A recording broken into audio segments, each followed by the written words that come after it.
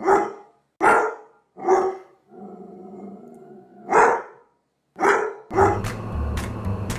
you like my videos, click like. And please don't forget to subscribe. Just push that subscribe button. Thank you.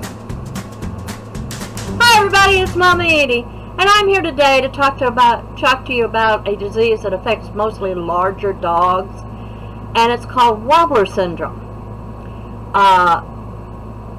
It affects the spine and the neck, and it's called Wobbler disease or syndrome because that symbolizes the gait that they usually get when they have this.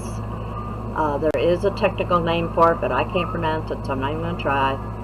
And some of the things they do, if surgical treatment is not elected, treatment may be given on an outpatient basis. Dogs that cannot walk should be kept on soft bedding and should be closely observed and turned to lie from one side to the other every 4 hours to prevent bed sores. You may want to opt to get bladder catheterization so they're not urinating all over themselves, or you have to take them outside and disturb them more.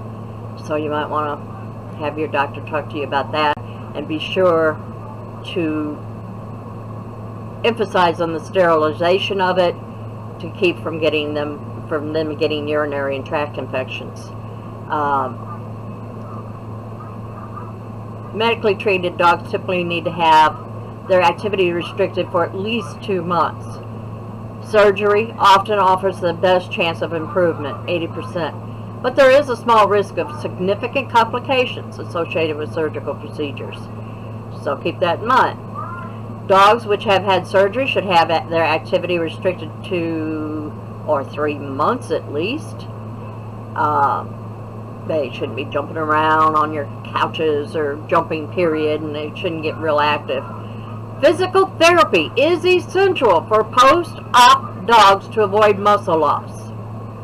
Now, I'm thinking, why couldn't you start physical therapy before they get it? Which it usually affects dogs that are 3 years old or older. So you might want to start rubbing their necks and their spines to keep them kind of aligned.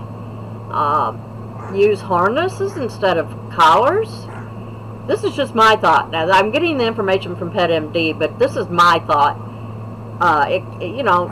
Be preventive. Your doctor will set up therapy sessions for your dog within the clinic, or will instruct you in the methods so that you can do them at home. So maybe you ought to ask your doctor what kind of therapy you can do to try to prevent it. Wouldn't hurt. Or at least study it on the web and see if there's something you can do to prevent the problem.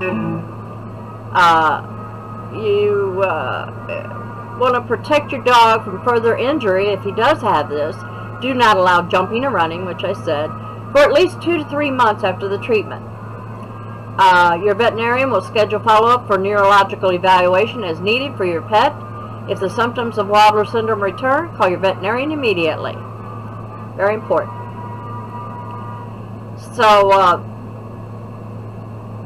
Doberman pinschers are predisposed to slipping in vertebral disc in between the vertebrae. Vertebrae malformation is most commonly seen in giant breed dogs, usually in young adults that are less than 3 years of age.